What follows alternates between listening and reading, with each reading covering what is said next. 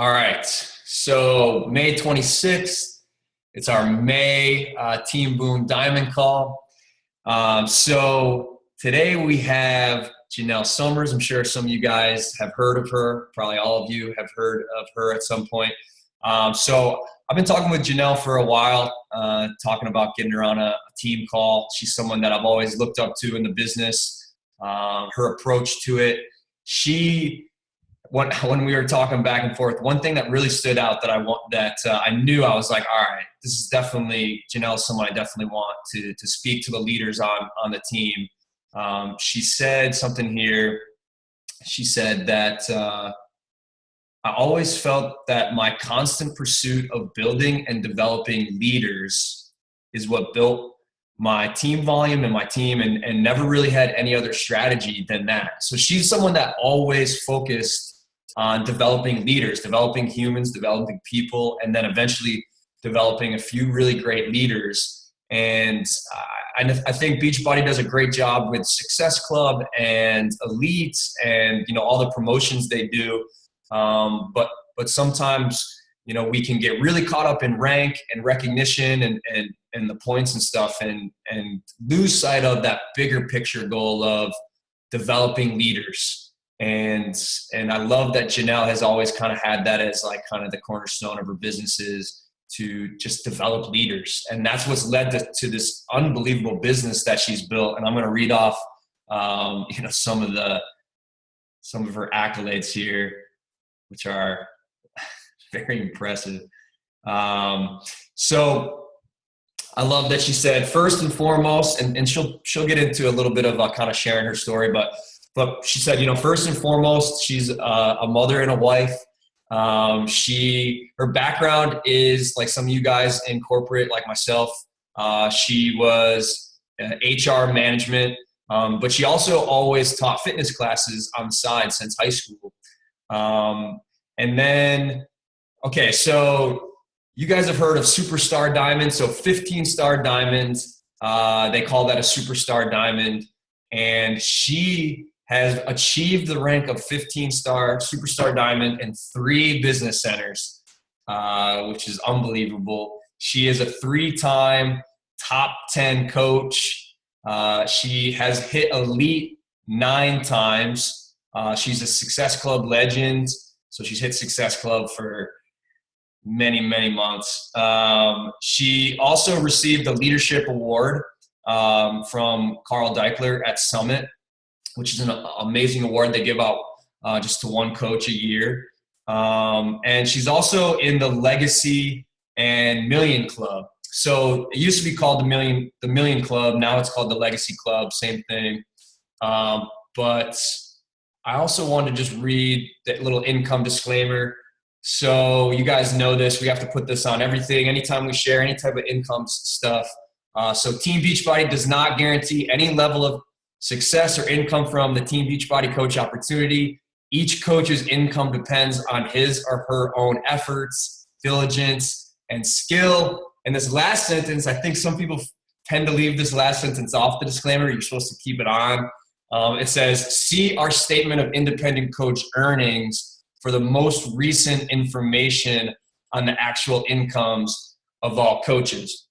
So some of you guys might have never looked at that, but I always look at that. I think I'm always like, okay, see our statement of independent coach earnings. And I'm like, all right, I got to go take a look at this statement of earnings. And whenever I go and look at that, it shows like the highest earning coach in the company, which Jenelle, if she's not the highest earning, she's like right up there in like the top 3 or 5.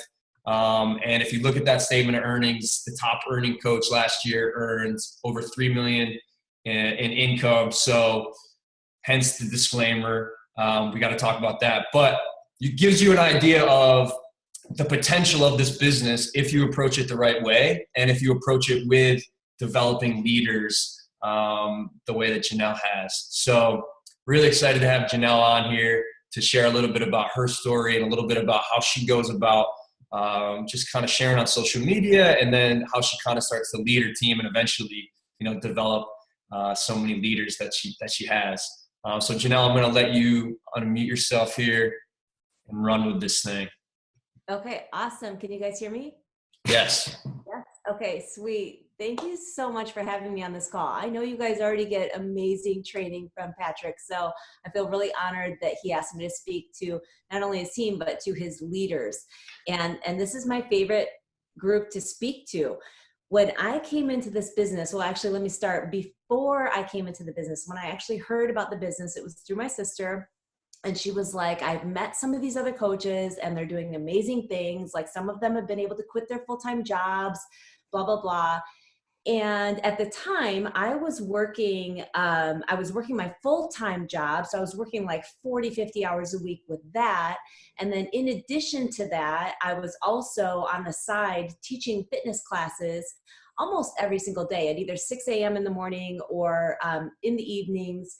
And that same club where I taught fitness classes, they wanted me to be their group exercise manager / director. And I'm like, I don't have time. I'm like working full time. I'm teaching classes. I've got a young son who requires a lot of attention and a husband who also requires a lot of attention. I'm like, I'm crazy busy. They're like, please just at least temporarily be our group X director, train our instructors on the weekends. So I did, being a people pleaser. So I literally was working around the clock, at least 10 hours a day, 7 days a week. And this business was brought to my attention. And I'm like, I do not have time for this business.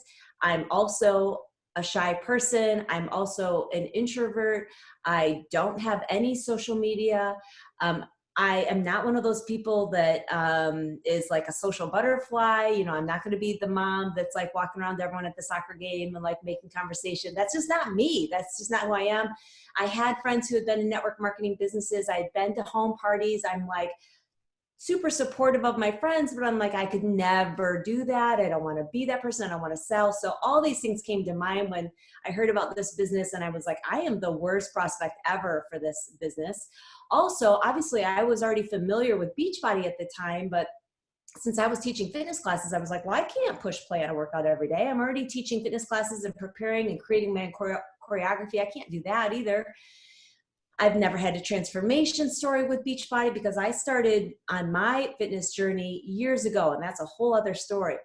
And I did have a transformation, but that was many years ago before Beachbody was even born. So I'm like, okay, I'm the worst prospect ever for this business. I could never do it.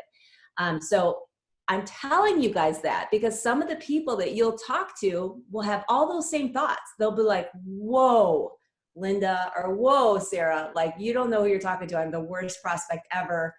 Don't consider me. No, the answer is no. Okay. That was me, you guys. So imagine if you've got that person you're talking to and they're saying, nope, not me because of this, that, and the other thing. And you go, okay, cool. And you just walk away from that person and you cross them off your list. You're crossing me off your list, you guys, because that's exactly how I felt.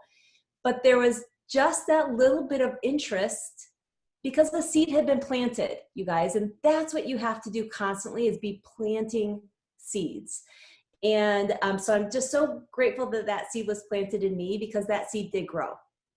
I became a little bit curious and I started, unfortunately at that time, we didn't have sneak peeks and, you know, all these different webinars explaining, you know, what the business was. We didn't have all that, but I did my own research and I started researching other coaches and I looked at their blogs and their YouTubes and I was like, oh, wow, this is really cool because they're all so different. I just assumed like to be in this business, you have to look like this person and act like this person and have this transformation and have this lifestyle and have this blah, blah, blah. And I just thought if I don't fit that mold, I'm the worst prospect.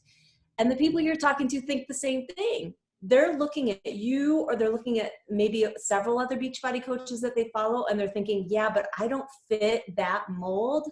Therefore, it's not for me. And so my point in telling you my story is that you have to just keep talking to people and just be real, just other conversation about dogs, about kids, about whatever.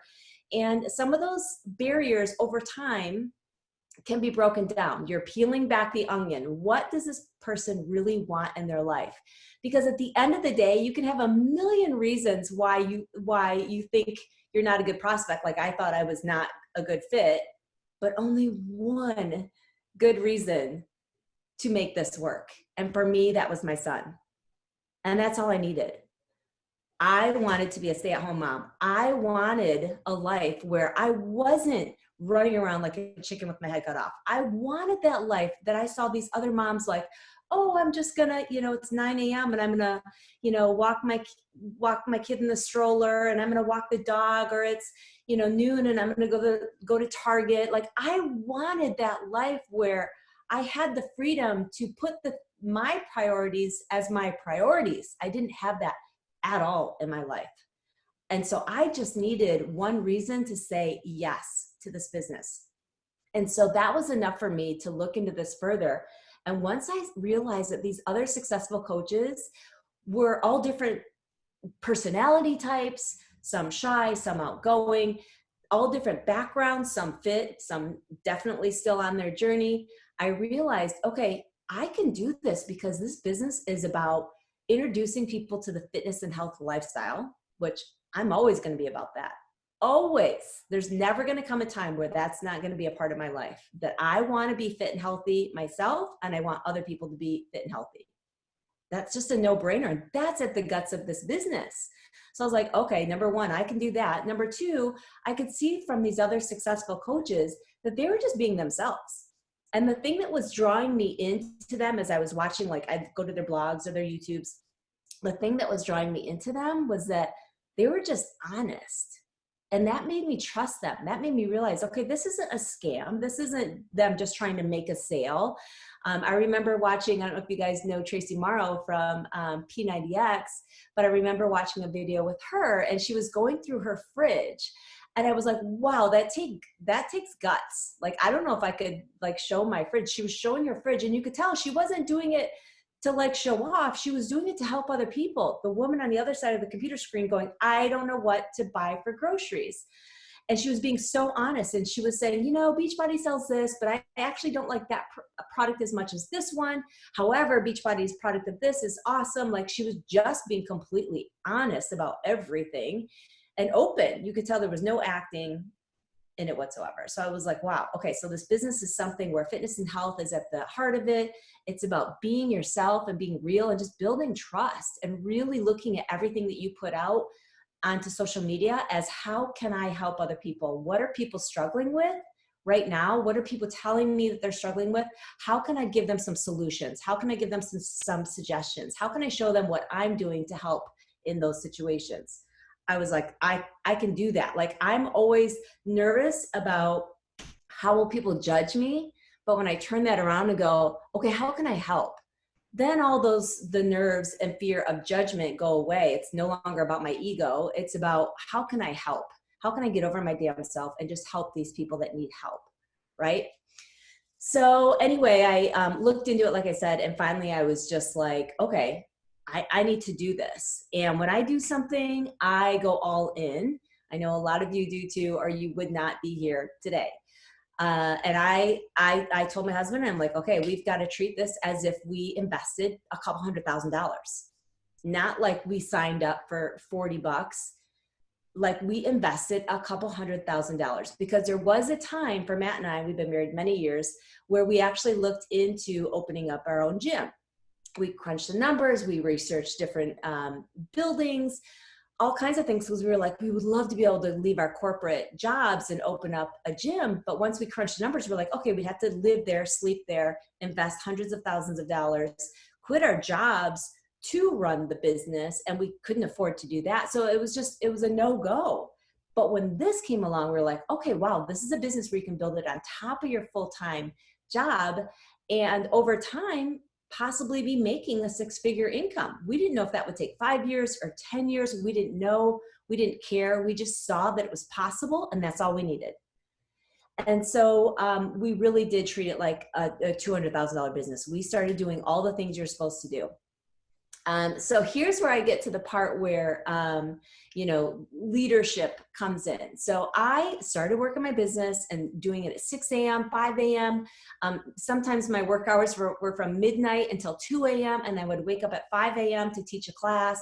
I did whatever it took to fit in time for my business. I still do, but now I do this full time. But at the time I was still working my full-time job. And so I had to fit it in those pockets of time. And you guys, I had to make sacrifices, and you do too. And if you're not, ask yourself if you're really treating this like you had invested a couple $100,000. The things that you're doing every day and the way you're rearranging your schedule for your business, are you treating this as if you had invested a couple $100,000? Because I knew that had we invested in a gym, that's what we would have had to have invested. And there's no way it would have even had this type of income potential. So I knew since this had that much bigger income potential, we needed to treat it very seriously, not like a hobby. And so, yes, I turned things down. I turned down opportunities. So did Matt. We turned down trips. I remember people thinking we were crazy because we were doing this, and a lot of people didn't believe in it, still don't. And when they would hear me say, I'm sorry, like I won't be able to go on that trip because it's a really, really important time with my business right now, and I really need to stay focused. I was constantly saying no to things. And that takes a lot of courage sometimes too, to say no to people, because especially if you're a people pleaser, but I had to make those sacrifices. And here's the other sacrifice I made. And I tell you this because, again, you need to make some sacrifices. If you think this business is just gonna come together in a big kind of a way without you having to make sacrifices, you might need to think again. So like I said, my plate was completely full, at least 10 hours a day, 7 days a week. I had to give up that job of being the Group X manager director. That was only taking me probably about 15 hours a week, like on weekends and a little bit else here and there, and then my fitness classes. So I gave up like 2 or 3 of my fitness classes that I was teaching, and those students were not happy with me, and I had to make that decision to do that because I was going all in. You guys, I wanted to be able to quit my full-time job. And you may not have goals that big, okay? But I did. And I knew that, like I said, I had to go all in. So I gave up a few of my teaching classes, and I gave up the job with the gym to be their Group X manager director. And that was a hard decision too. Now, you guys, I wasn't making money in my business yet. I hear all the time from coaches that get to Diamond or even, 1 star or right around there, where they're feeling this like, oh my gosh, there's not enough hours in the day. And how does everyone do it all? And I'm like, you've got to make some tough choices at this point, because Diamond and 1 star, or even just before Diamond, I always say it's like just before Diamond till about 2 star are the toughest points in your business. And it's either the way you react, it's either going to make you or it's going to break you. And it's entirely up to you. You decide. And I knew that too. And so at that point, I was not making money or nothing to speak of. Still working my full-time job. I was, by the way, working my full-time job for 2 years. In the first 2 years of building my business, I was still working full-time. And I just knew that we had to make these tough decisions. So I gave up that secondary income. Could we afford to give up that secondary income? Absolutely not. We couldn't afford not to. We couldn't afford for me to continue to put those hours into something that had a set pay and not put those hours into this, where the income can grow exponentially and my reach in terms of positively impacting lives could grow exponentially.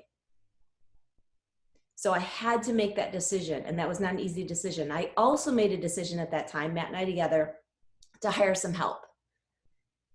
And this is one, I don't know how much you guys have talked about this, but, and at the time I just did 10 hours a week, a girl that was in college. She knew about fitness. She was much more organized than I was. I'm not an organized person.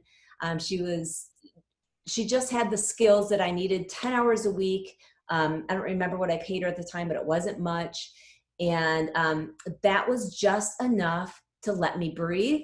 Let me breathe a little and have some more time with my son when I wasn't working this business or my full-time job, right? But it also made me get my shit together. Let me tell you, when you place an ad for help, and then you've got the person that you want and you think you want, or you've got a few people you're interviewing, you better put together a job description. So then you're like, oh, what would I have this person do? It forces you to put together a job description. It forces you to figure out what someone else could be doing, what you're doing that maybe someone else could be doing to help you. I'm not saying any of you have to get an assistant right now. I'm not saying that. But even like just hiring help, project help. I also hired someone on Upwork.com to create an ebook for me. I just said, pull from social media my last 50 posts that have food pictures and create an ebook that's called Foodspiration. And I'm not a cook, you guys. It's like a joke. I'm so bad. But I assemble things. I assemble healthy things. And so I said, just sign into my social media, look at my last 50 food posts, create an ebook with those things. And I paid her $200. And in 2 weeks it was done. And I collected email addresses from people that wanted that free ebook. But I don't know how to put together an ebook where someone can, with an opt-in and emails and all that. I didn't know how to do that. I paid her $200 and there was actually bids on there for much cheaper. I just happened to like this girl. My point is you're going to have to make some sacrifices. You're going to have to invest in yourself. You're going to be investing in people for sure, but you're going to have to invest in yourself and in your business. Okay. Don't be afraid to do that. So let me just tell you one of the leadership mistakes I made early on. So I was about 6 months into my business. I've been working my butt off. And I had, at that time, I'm going to say like maybe 15 coaches-ish, somewhere in there. I don't remember the exact number. But I only had one coach who was really digging in, kind of, sort of two. You know how you kind of have that one person where you're like, I think they're kind of digging in, but not really. But one person who definitely was. But to me, that was entirely frustrating. Raise your hand if you have coaches where you're like, I can't even believe they're not like digging in. It can be so frustrating and make you feel like, what am I doing wrong? Or am I doing something wrong? Am I not a good leader? You have to understand, when I started the business, there were not challenge packs. There wasn't Shakeology. There weren't all these trainings. There wasn't a Success Club. There wasn't Elite. There weren't all these other things. Okay. And so all I knew to do, that I was told to do, was be on a fitness journey and share that to inspire other people to be on that fitness journey and help them get fit. We didn't even have challenge groups. So that was a no-brainer for me. I could do that, and I could weave in the Beachbody workouts and start doing those. And that was another reason why I gave up teaching some of my classes, so I could weave in more of the Beachbody workouts. And the other thing was to build leaders. I was told, listen, and maybe you guys have already heard it put in this way before, but I was told, listen, we do two things in this business. We help other people get fit and healthy, and we help other people run a business successfully to get fit and healthy and help others get fit and healthy. And this one is the much bigger benefit to everyone. Being a coach, it's a bigger benefit to the people that you're working with. It's for them to have a business where at the heart of it is for them to be their best self and help others be their best self. That's a much bigger benefit to them than you just helping them get fit in their basement by themselves. Not that, I mean, this is amazing too, but this is where that person, you've empowered them to impact others and to have more accountability for themselves. And I was told that in this business, you have to develop leaders, not just people who are going to follow you, but people who are going to follow in your footsteps and develop leaders themselves. So that's how I grew up in the coaching world, was with that mentality. And so when I started and I was bringing people onto my team, I fully planned on each one of these people becoming a leader. Like not every single one of them. A couple of them were kind of a little bit shaky, but family members that are like, yeah, I'll give it a try. But pretty much all of them wanted to build a business with this. So when I had 15 and only one was really digging in, I was like, what the heck am I doing wrong? Like I was all in and I was doing team meetings, local team meetings. I held a team meeting my first week in the business. I'll never forget my husband saying, what are you going to talk about? Like I knew nothing yet. It was like My join date was like a Monday or something. And my first meeting was like a Friday. It was like something ridiculous like that. And I was like, I will figure it out by Friday. I'll figure out what I'm going to tell them. Whatever I learn between now and Friday, I will teach them. That's how much I was just like, we're just going to go. And so, you know, when I didn't have people that were engaging and people weren't opening my emails, and you may have a team page and you may feel like they're not looking at the team page, they're not commenting on the post, they're not engaging, all that stuff was happening to me. Okay. So I just want you to know it's normal. And about 6 months in, I was flying out to California to a conference that was regarding network marketing to try and learn more. And I remember my sister saying to me, Jenelle, you better write down some questions for this guy so that you don't leave there not knowing your burning questions. I was like, well, I only have one question for this guy. If I ever get the opportunity to ask him, it's how do I motivate my team? And I got the opportunity to ask him, and I was so excited.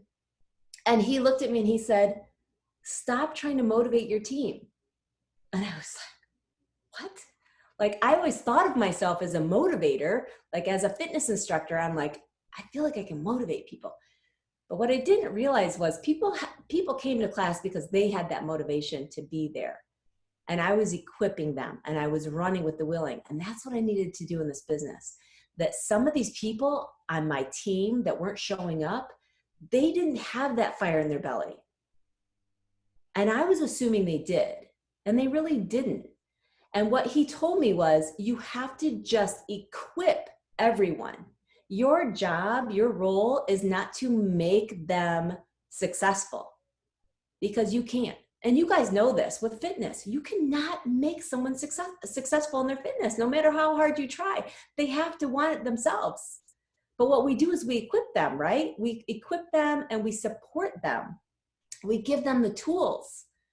But at the end of the day, I should say in the morning, when it's time to work out, it's going to have to be them, because we're not going to be there to pull them out of bed and go, no, you cannot hit snooze again.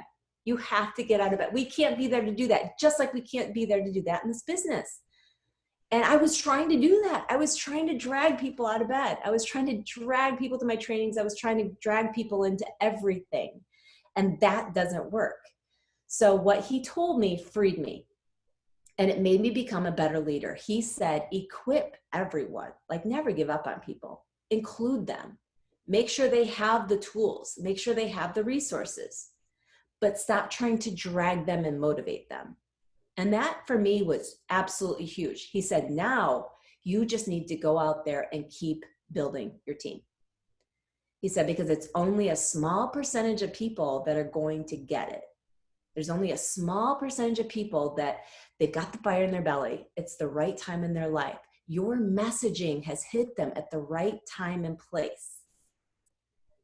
It's only going to be a small percentage. And for some people that come into your team, you guys, you'll be equipping them all along. And a year later, all of a sudden, it's at the right time and place that they've heard your messaging and they're ready to hit the ground running. I'm sure you've all seen it happen before, where you're like, oh my gosh, this person's ready to go all of a sudden. So it just really freed me to really start recruiting more and building my team, knowing that I didn't have to continually beat myself up about thinking I was a bad leader. Because when I had, 15 or so coaches and only one digging in, my constant inner dialogue was, you suck. You're not a good leader. You don't know how to motivate these people. You're not saying the right things. There must be some secret. There's some secret that these other successful coaches aren't telling me. There's something they're doing and they're not telling me, right? And so we always think that there's a secret. And then I realized, I'm like, there's no secret. You just have to keep building your team, and you have to be the one that's setting the pace, right?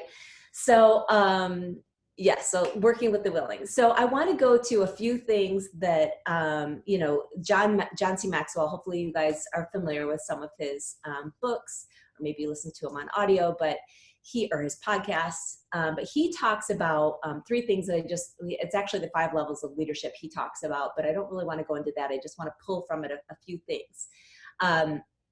One of the things he talks about is having permission as a leader. And basically what he's saying with that is that with your teams, you guys, you have to build that trust. Okay. And the way that you do that is really by being vulnerable with your team and letting them know what your goals are. And so that might mean going live in your team page, because you may not do your own team trainings, and that's fine. I mean, some diamonds and 1-stars and 2-stars do their own, some don't until they get to be 5-star or 10-star, irregardless. Even if you don't do your own team trainings, which I could talk on that topic too separately, but I won't. But let me know if you have any questions about that, like if or you should or shouldn't or whatever. But you do have to be one-on-one with your coaches. You do have to be showing your coaches what your goals are and what you are working on and what you're overcoming, just as you do on your social media. You know, on our social media, we're saying, look, here's what some of my struggles have been, and here's how I'm reacting to that. Here's how I'm overcoming those things. Same thing with your team members. And when they know, like, and trust you because you're being honest and you're being vulnerable, they're much more likely to trust and follow the things that you're saying. I had a leader recently, and I won't mention her name, but she's someone who's very, very highly ranked. And she's had a really, really tough time in the last couple of years. I won't go into her whole story, but something happened. And she reached out to me, texted me just last week, and she was like, I feel like such a horrible leader right now. She said, I'm ready to dig back in. I have to dig back in. I want to dig back in. She said, but I don't know where to begin. And I think she felt like she had lost trust with her team, or lost connection. And maybe some of you have felt that way. Maybe you're just kind of coming back in, or getting your diamond back, or getting your groove back. And what I told her was, you have to go live with your team. And maybe for you, it's some voice memos or a phone call or a quick, let's go on a Zoom together. But communication is always going to help you. Because when people don't know, if your team members don't know where you're at with things, they have information gaps if they don't know where you're at with things. And so they're filling in those gaps. Whether you like it or not, they're trying to fill in the gaps with information like, well, she just doesn't care anymore, or she just doesn't want to work her business anymore. She doesn't care about me anymore, or she's just trying to recruit new coaches. They're filling in the gaps. They're making assumptions, whether they're correct or incorrect. So you have to just be open and honest so that they don't fill in those information gaps with their own assumptions, and that they know where you're coming from. Okay. So bringing your team back in as a family and that culture is going to be absolutely huge. So that is one thing that I did after I left that conference. I was 6 months into my business. I came home, I was all excited, and I scheduled with my team. I called it Rally the Team. I said, we're doing a Rally the Team call. Dumb name, whatever, but that's what I wanted to do. I wanted to rally the team. And so I sent out an email to everyone. I didn't have a team page at the time. And I sent out an email and texted each one of them. And I said, we're doing a Rally the Team call, and it's Saturday morning at 6 a.m. So don't tell me you have plans. I said, this is for those of you that want to hear where I'm going and where we're going as a team. I'd love it if you were to get on the call. And so I did 6 a.m. and I said, listen, guys, I just came back from this conference. I have new information. I'm drawing a line in the sand. So you guys can do this too. If you feel like you need to rally the team, rally the freaking team, okay?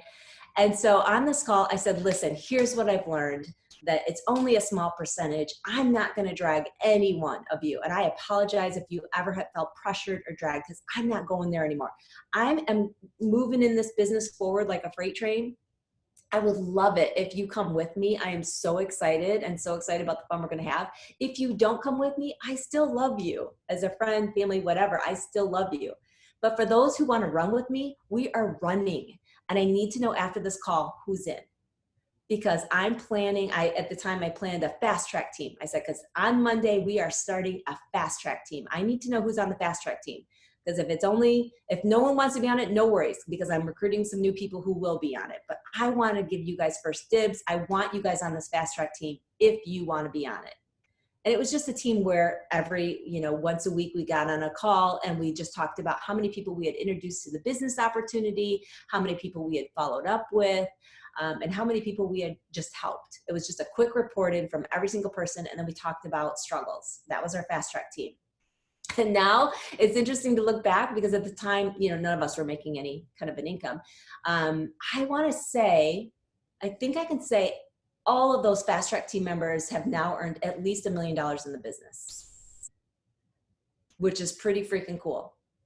But that was a result of me saying, listen, I'm drawing a line in the sand and no worries either way, but this is where I'm going. So I had to have that permission to be like, I need to know who the runners are. And I've been vulnerable about where I've been and where I'm going. Okay. So that was really important. Number two, that John C. Maxwell talks about are results. You have to show that you're getting results in your business, that you're doing the work too, results in your business and results with your fitness. Okay. Your team has to know that you're in the trenches. Because if you're looking like the type of leader that just tells people what to do and you're not paving the way, you're not doing the work yourself, you lose credibility. You lose influence when you're not paving the way. So if you're telling, this, that, or the other coach, you got to get to Emerald, you've got to, sign up 2 coaches this week, you've got to make Success Club, whatever it may be. If you're not doing those things far above that, then your words are losing credibility, because just like our kids, they learn more from our actions than they do from our words. Same goes with coaching.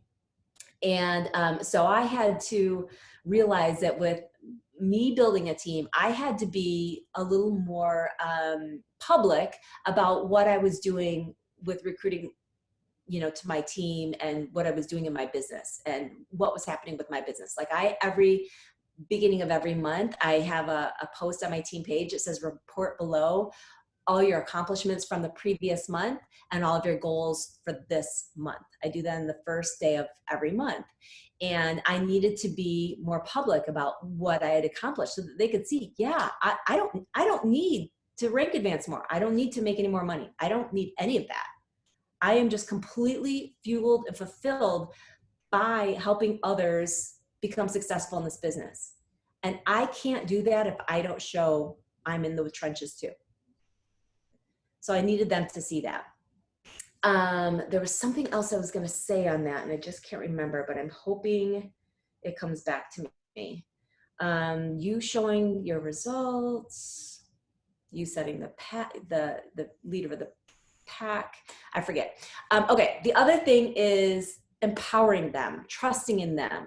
So this is, and it's like, I know that, I think it was last week when Patrick spoke on my call, he had someone else running his team call. Little things like that, where you're trusting in your leaders to run things for the team and to speak on team calls and to create things for the team, trusting in them and empowering them. Because listen, you guys, I know, there's these accolades mentioned for me, but obviously I'm no smarter than any of y'all, right? I don't have anything more special than any of you, right? And I know that as, the leader of my team, that I have team members on my team that are far, far more intelligent or technically savvy than I am, just so many more skill sets than I have. So, really think about the people that are on your team and the skill sets they have, and ask them to chip in on things. Ask them to create things. People love to feel needed and empowered. So think about ways that you can ask me. Maybe someone that's a really good writer. Maybe someone that's a really good photographer. Maybe someone that's really good at graphics. And even ask them. I try and pull my team a lot on, this is something we want to do. Who's good at this? Or what do you want to see next? Or what would be helpful for this? Like just asking, just like you do on your social media, asking your followers questions, ask your team. What else with empower? Investing in them. So creating special groups. Now you guys might be thinking, well, I don't have a big enough team, or I don't have enough people working the business on my team. Okay. A, you need to keep building your team. But B, You can just do a text thread. It doesn't have to be a team page. It can just be a text thread or a message thread on Facebook that is just special. And you don't need any more than 1 or 2 people. And guys, it's not just your personally sponsored coaches. This is the other thing we haven't talked about a lot. You have to dig into your downline, okay? When it comes to, anything you do in your business, don't be afraid to go to the people that your coaches recruited to the business, because there's a lot of talent and ambitious people that are hiding in your downline. I know that whenever, just some examples, whenever I run a new coach training, my coaches are told to invite their coaches and invite their coaches and invite their coaches to those new coach trainings, so that, we can come together and have more energy, especially when you have a smaller team. The more energy you can have in a group, the better. Same goes for, like a Push to Diamond group, which I do quarterly. So really making sure that you have systems in place. And I'm going to talk about systems in a second, in case you want to just kind of jot down, like, what systems should I have in place, and do I have them in place? Which I'm sure you guys already do, but just in case. But having systems in place where your coaches can easily duplicate that system, and they can easily plug their coaches into it. A big reason why your coaches may not be building a team or may not even be getting to Emerald is because they can't see the full stairway, right? And they're thinking, well, if I bring 2 people on, like, how would I ever, train them, or what's my onboarding process, and what do I do with them once they come on board? So they literally, maybe even subconsciously, shy away when people say they're interested in coaching, because they're like, I wouldn't know how to lead that person. I'm not even making Success Club myself. So you have to have systems in place where your coaches, like, if you think about it right now, you guys, think about your team. Do they all know what information to give someone if they're interested in coaching? If you were to quiz them, could they immediately go, yep, I know exactly what to give them? If someone's interested in coaching and they want information, I know exactly what to give them. And these are hard questions, even for me. I'm like, do I have that? Is that solid? Have I repeated that enough? And you have to be so repetitive with your team, because they don't open all the emails. They don't listen to all the trainings. A lot of them are just doing this right now as a hobby or on the side, and they're missing a lot. So you have to be competitive. You have to be repetitive like a broken record. But do they know what information to give them? Do they know how to get their coaches on board, onboarded? Do they have an onboarding system? If they do join, do you know how they can easily onboard them? Has that been said over and over and over again? Do they know how to help them understand Success Club, how to understand ranks, how to understand team bonus? These are tough questions to ask yourself, because we have so much, you guys. And if you're saying, nope, I don't, no, I don't, no, I don't, no, I don't, you're not a bad leader. Okay. Because I know sometimes I'm like, gosh, is it too confusing? I've given too many options, too many things. We have a lot going on in our business, but how much can you simplify it for your coaches? Simplify, simplify, simplify, so that it's very duplicatable. Because not only does that information need to be clear to your PS coaches, but it needs to be clear to their PS coaches and their PS coaches. So the more you can simplify it, the better. So as far as systems, having systems in place, I would say have something for introducing the business opportunity. And when I say introducing the business opportunity, I mean, in this particular case, giving people the information that they need once they say they have interest. Okay. Is it a graphic? Like, our team has a graphic that we use. It's really simple. It just says the basics of coaching, and it says, here's how we get paid. Here are the benefits. Here's what it costs. Here's what you'll get in terms of training. It's like 4 different, it's super basic. It's all the information you already know. I put it in, I had it for years. I just used it as bullet points, and I just copied and pasted it into DMs, and I gave it to my team. I said, we called them the bulleted basics. And it was just on our notes section of our iPhone. And I said, here it is, bulleted basics. You just copy and paste it into a text, in a Facebook Messenger, into a DM. It's the bulleted basics. And then you ask, does this make sense? And if they say yes, say, would you like to see a video to get more information? So we always started with the bulleted basics. And then usually we'd go to a video or like a sneak peek or something like that. But some simple method for that. And then what's the method for onboarding? Even if your team doesn't have a, cut and dry, this is the system, you've got the Beachbody's 30-day, first 30 days system. We have on our team, it's just called the 5-day new coach training. And then the 5-day new coach training right after that is a push to emerald training. And once they have 4 coaches, then they're eligible for a push to diamond training, which is once every quarter. And then we have a leadership group. Pretty simple, but do you have, those simple layers in there? So those are the things that I wanted to make sure that you guys understood. Oh, I know one other thing I was going to mention in terms of, building, mentoring not just your PS coaches, but the willing and the people who want to run that are maybe sponsored by some of your PS coaches, not being afraid to do that. My organization is so big now that it's a little more difficult for me to do that because I can't even find them or see their names, and it's just gotten to that point. But when I was a smaller organization, that was really, really, really big, and it really, really helped my business a lot. And I wish the reporting was a little different so that I could do that a little bit better now. But dig in, because a lot of, you heard how many diamonds, 15-star diamond and 3 business centers. A lot of those diamonds, you guys, were actually people who were sponsored by one of my coaches. And my PS coach canceled.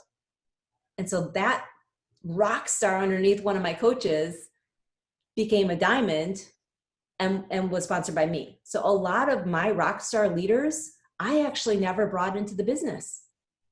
And I remember, I don't know, Patrick, if you're familiar with Craig Holliday, like I followed a lot of Craig Holliday trainings, and Is that what you were talking about? The meeting you went out to? I had a feeling it was Craig Holliday because you came back and you did the fast track, Yep. Yep, that's exactly where that came from. Yeah, and I remember he said something like, sometimes you know a dud who knows a stud. And what he meant by that is that you may sign someone up and you think they're going to be amazing and blah, blah, blah. And even though they have this huge potential, which this has happened many times, they do nothing with the business and they don't look into it and they don't engage and they don't get it and blah, blah, blah. But they sign someone up who does. And, as long as your systems are built such that you're going to have communication with these other people, that rock star may one day be one of your PS coaches. And even if they're not, it's still obviously impacting your volume. Patrick talked about in the beginning that, we're talking about volume. When I came on board, there were no like how to build your volume trainings, yet I had some of the highest volume. And it's because I was developing leaders who were developing leaders. I've always said, this is not just a push to diamond, this is a push to diamond and beyond. I am never going to tell you to push to diamond like as it's a destination. It's get to diamond so that you can prove to your team members they can get to diamond. And that once you decide to go diamond, that you get there in a month or 2 months or whatever, and you're able to say to your team members, listen, it's tough. It's going to take work. You're going to have to walk through a little fire and there might be some tears, but I did it and so can you. And I'm not talking about just bringing on discount coaches. I'm talking about developing leaders who develop leaders who develop leaders and letting that flow through. And nothing builds volume better than that. As long as everyone that's doing that is truly working the business the way it's supposed to be worked, which is you believe in the business, you believe in our workouts, you believe in our nutrition, you're using all those things, and you are looking for people, or not even looking for, you are developing good people to become leaders. That's the other thing. A lot of people think leaders will just show up. People will say, how do you find leaders? Where are you finding them? Is there a certain hashtag? No, I'm just finding good people and I'm developing them. I'm peeling back those layers to find out what it is they really want in their life. Just like with me, I did not think I was a good fit. I was a hard no with this. And if you peel back the layers, what I really wanted in my life was health, fitness, and to be able to be a stay-at-home mom and have my priorities be my priorities. I bet you know a lot of people where if you pulled back the layers on a lot of these people who are saying, no, it's not for me, you would find that's the same situation, and you'd be able to develop a leader. It's going to take some time. Okay. They're not just going to necessarily show up as, I want to work this business. It's not really how it happens. Okay. And so that also goes along with equip everyone and run with the willing. Even when someone joins my team and they're like, yeah, just so you know, I do not want to work the business. I really just want the discount. I don't want to work the business. I'm like, cool, no problem. Do you mind if I include you on the team emails? Or do you mind if I send you the startup information so that you've got it in your back pocket should you ever want it? They always say yes, send it to me. Because part of the reason they're saying, I don't want to work the business is their own fear. Fear of what it entails, fear that they won't be good at it, fear of what other people will think. And I know if I can just get my foot in the door and give them a little information and equip them a little bit with what is going on and what this business could do, I'm not going to drag them. I'm not going to be like reaching out, hey, did you open that email? I'm not going to do any of that. If I equip them, there's going to be some people that'll run with it. Okay, I think that was it. I had a few other things, but I think I've gone way over my time. Did you guys have any questions? We have as much time as you have. Really? I mean, there's just a couple of things I wanted to say. Like, I just think it's so important because I've seen this. I've made this mistake, and I've seen some of my leaders make this mistake, and I'm bad at a lot of things, you guys. I'm really bad at a lot of things. I really am. But there's one thing. I don't give up on people. If I know it's in their heart and they want this business, I don't care if they're not tech savvy. I don't care what age they are. I don't care what their social media looks like. I mean, we will find a way. Okay. And too often I'll see leaders kind of discount certain coaches of theirs and just kind of like mentally cross them off the list as never becoming a diamond or more because of this, that, or the other thing. And it's usually because that person is a little bit different than them. They think differently. Their social media looks whatever, right? And one of the reasons I have been able to develop so many diamonds is because I don't discount anybody. Because I've been discounted in my life before. Anybody else ever been discounted, like brushed off, like she's not going to be as good? I have. I was young when it happened, but it stuck with me forever. And so I never want to be that person that is discounting someone else, because I think everyone is capable. And so some people that are coming to you are going to have some different skill sets, and just realize that if they want this badly enough, you can work with them and you can empower them and you can change their belief system, because someone may have told them at some point in their life they aren't enough because they don't have this skill or that skill, or they don't think well, as quickly, or they don't speak as well, whatever it may be. And so they have discounted themselves, and they need you to point out their strengths big time. That is why we're here. And if you are willing to open your eyes to a few more people than maybe you have in the past, I think you're going to develop more leaders than you thought you could. I have had some people join my team that were a coach like years ago and didn't have success and are a diamond or higher with me. Not because I've told them anything special. I don't have any secrets. I have not told them anything that anyone else has ever said, nothing different than what's said on any other training, right? It's just believing in them. And that makes an absolutely huge difference. The other thing I want to say is that if there's anything that helps coaches get to diamond and beyond, it's that one-on-one mentorship. A lot of people will say, Jenelle, can I just see your push to diamond content? Like, it must be amazing. It is so not amazing. In fact, it's not much training at all. It's doing. It's just doing. They already have to have 4 coaches when they come into a push to diamond. And really, it's just, hey, you already know how to bring people on board. You already know what to plug them into to onboard them.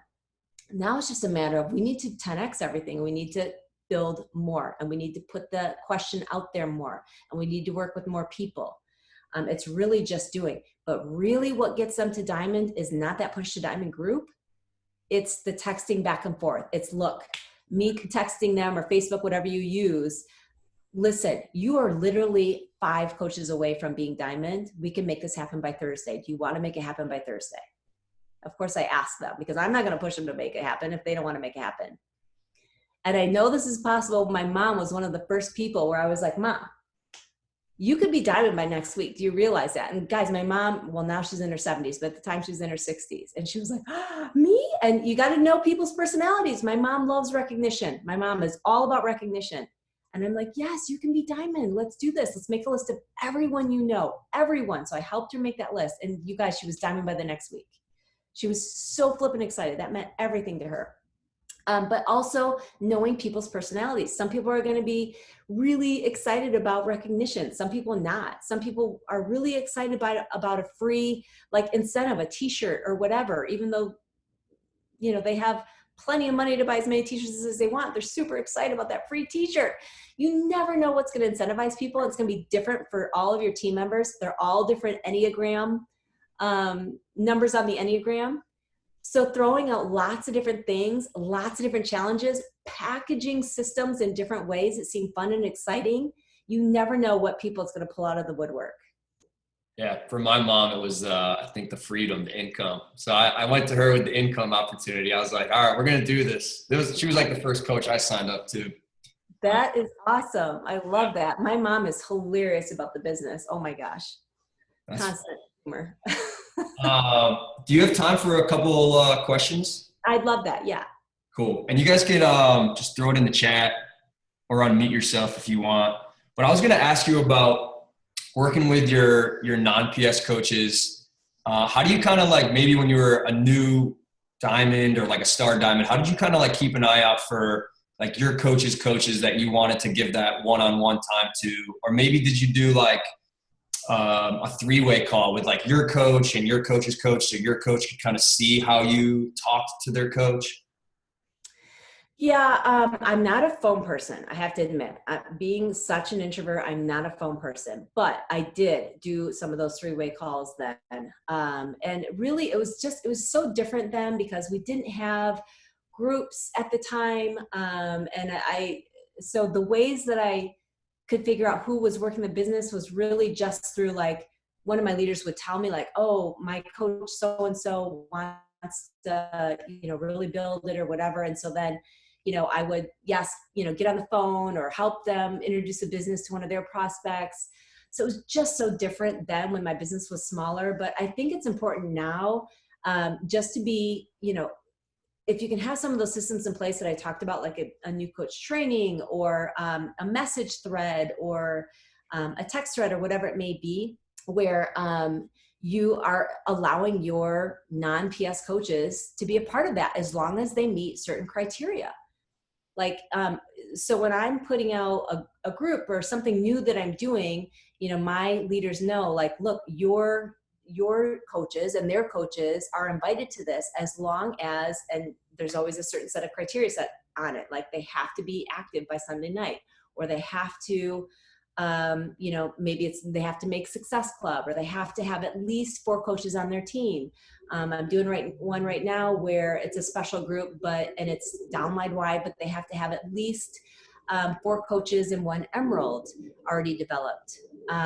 So really just doing things where, my coaches know that their coaches are invited to it as well. And from there, in those groups or in those message threads, you see people, definitely showing up more than maybe your own PS coach and know who to work with. Gotcha. And then from like someone who's like almost a diamond, then a diamond, like where would you say their percentage of time would go to like working on their own business versus like working with their coaches on their team? And then where did that maybe shift when you got to like 5-star, 10-star? Yeah, that's a tough one. It's tough for me because I am a people pleaser and I do believe so hard in people that I probably do, if anything, sometimes spend too much time mentoring coaches that maybe I should spend more time on my business. So that I'm just being honest that sometimes I probably mess up my own, like what I think is ideal. But as someone who's almost diamond, to maybe like even 2-star, I mean, I would say a much larger portion of your time needs to be spent building your team, because those systems you should have in place for the coaches that you've brought on board, so that you're not spending, time trying to drag them and trying to motivate them and trying to get them, to hit Success Club or be active or whatever it may be. But really just going out there and continually building your team, because by doing that, you're showing your team what they need to be doing as well. It's again, that same thing of showing, your actions are going to do more than your words. And so I would say probably if I had to split it percentage wise, I would say when you're almost a diamond to like 2-star, I would say probably, 70-80% of your time is continually building your team. Cool. Love it. Terry had a question here. And you guys, if you guys have any questions for Jenelle, that's not too often you get a chance to ask someone who's earning like, $3 million a year in Beachbody. So if you have any questions, throw it in the chat. But Terry asked, and this kind of like connected to what you said earlier. She asked, do any of your leaders use the Beachbody office training, or do they all follow your system? And then you kind of said you could get into like a whole other training on like, should you start your own training? Should you not? Like, when should you do that? So I guess those are kind of two questions. Like, do anyone on your team use the Beachbody office training? And then when did they start to kind of create their own trainings? Yeah, I always tell my team, and if you guys disagree, totally fine. But this is kind of how I feel about it. When I was a diamond coach, I started doing my own trainings. And then I was like, why am I trying to recreate the wheel? My upline has these amazing speakers and amazing trainings. I just need to plug them in. And so I went back to just plugging my coaches into the trainings that my upline, Christine Dwyer, was hosting. When it got to a point that I realized my messaging and my mentorship and my training was different, I had different ideas, I had different messaging, then I realized there was just a need for me to branch off. So you may come to that point, and you may come to the point where you have enough people who they feel more connected to you, and it makes sense for you to do your own calls, your own training. So I don't know that there's a hard cutoff rank where you need to do your own trainings, but when it makes sense, where you're like, this is just going to work better for me, and I'm going to enjoy my business no more, and I'm going to have a better connection with them, that's when you need to do that. So that's when I switched over to doing my own training. So when I have coaches that are like diamond and they're really struggling with their own team calls and team trainings, I'm like, you don't have to do that. It doesn't make sense for you to do it right now, then don't do it. Plug them into my trainings. And maybe it's not until you're 2-star that you are doing your own trainings, or maybe 3-star. So you have to I think that's a case-by-case basis. And do any of my leaders use the Beachbody office training, or do they follow my system? Some follow my system and some have their own system. Time to stretch. Go for what? I'm sorry. I'll call a friend. Alexa's telling me it's time to go for a walk or call a friend or go on a tour. Okay. That's awesome. And so, it's really good when your leaders do, I know some leaders feel like they're not needed when their coaches kind of branch off and start doing their own thing, but you got to encourage that. They've got to become their own leaders. They've got to have their own systems in place. Some follow the Beachbody onboarding system, but I would say not many of my leaders do. They've created their own, only because they probably created their own before that even existed. Gotcha. Marilla asked, actually Bethany had one right before that. Do you, or did you invite to coaching, or just to your challenge groups, to the fitness side of things, and then you developed coaches from there? Well, you have to understand, when I joined, which was obviously so many years ago, it's been over 11 years, there were no challenge groups. And so I invited people to coaching right away. Most of the people that I was inviting to coaching had heard of Beachbody. So it wasn't like I was like, hey, have you ever heard of Beachbody? Do you want to become a Beachbody coach? They were doing P90 apps, or they were doing Turbo Fire, or they were doing Slim and Six, or their husband was, or what, they were familiar with Beachbody. So I wasn't just cold inviting people that had no idea who Beachbody was. But I also wasn't waiting for them to have like a transformation and be a part of my like coaching, fitness coaching before I asked them to coach themselves. I did just go right in and be like, hey, you get fit and get paid at the same time. It's this great thing where you being your best self is at the heart of it, and you get to make an income and build a business at the same time. So that's how I approached it. And I have a lot of coaches that'll say, well, I don't feel like I could recruit until I've had success in the business. I definitely had to recruit before I had success in the business. You can't have success in the business until you recruit. So I recruited fully on the basis of excitement of where I was going and the excitement of where other people had gone before me. And that's all I needed. I didn't even know that they would be looking at me to have a certain income first or a certain success first. I didn't have that mentality. My mentality was they should be excited. I'm excited. I know where I'm going. And if they're not excited about that, oh, well, next person. Love that. Marilla asked if we could see the bulleted basics graphic. I don't know if you shared that, but I don't have like a link to it or anything, but I can tell you it's super. I mean, I can give it to you, Patrick. I can put it in Messenger so that you can share it with the team. Cool. Yeah. Yeah. Nothing special, but yeah, it's just the basics. Awesome. And then my dad has a very important question. He wants to know when your sister Shalene's coming out with her next Beachbody workout. He said he loves Pio. Oh my gosh, that's awesome. That's awesome. I guess they're redoing the infomercial. She just texted me yesterday and said that it looks like they're updating it, doing a new one. So that's cool.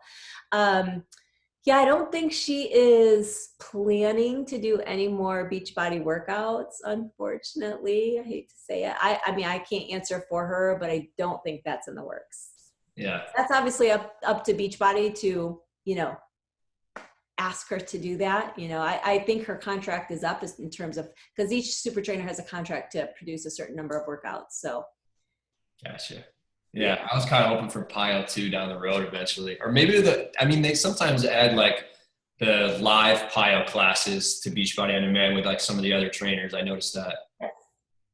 Yes, definitely. Those are fun. Those are great. But this was awesome. I guess I could ask you one last question because we all love Shalene and she's your older sister, right? Yep. What's like the best piece of advice you've gotten from her? Oh, gosh, so many. I've been learning from her since I was born, literally. So in so many different ways. I mean, she was a wild child, and she took lots of risks and did lots of things. And I've just been learning from her since day one, literally. Some not so good things and mostly really, really amazing things. I would say one of the things that obviously changed my life is when she told me to get over myself in terms of social media. Because when I brought on my first handful of coaches, they were not from social media. I wasn't on social media. Matt and I had made a list of like 100 people or whatever, and we got on the phone and met people and we did everything we could. And the vast majority of them said, "You're crazy. It's a pyramid scheme. Like, good luck with that." But a handful of them were like, "All right, what the heck? We'll try it." But I probably could have not gone very far and just really felt frustrated because I did not want to get on social media. Being an introvert, being naturally kind of private. But she was like, "Okay, so you want to build this big business. You love fitness. You want to help all these people, but you think you're going to do it just in your own little bubble. Like you're afraid of judgment. Like you don't want to help all these people because you're too afraid of what they'll think of you." Like it just was, and I don't think she put it in those words, but it felt that way. And it felt like, how selfish of me to like be so afraid of what other people are going to think of me that I'm not going to help other people that I know I could help. And so that really helped me get on social media and, as they say with the book, get over your damn self. Yeah, I love that. Yeah. Made that shift from up here to down here. Yep. I love it. So good. Well, this was such an awesome call. Thanks so much for taking the time and going well over an hour here. We really appreciate it. We know you're super busy and so many people are pulling at you to get you on the call. So we have kind of like a fun way, team boom. We do like a big boom on 3 to kind of thank you for taking the time. So guys, I'm going to let you guys unmute yourself. I used to unmute everybody and then it was weird. Some things you'd hear people So I'm going to let you guys unmute yourself, and let's show Jenelle how much we appreciate her taking the time with a big boom on 3. 1, 2, 3. Boom! Awesome. Thanks, you guys. I so appreciate it. I know you guys get great training, so I'm really honored. That was awesome. Thank you so much. Thank you. See you guys. Thank Have a you. great afternoon. See ya. Oh, and Jenelle, everyone can follow you on Instagram. Is that the best place, probably? Yeah, that'd be great. Awesome. Yeah, thank you. Cool. Thanks. See you guys.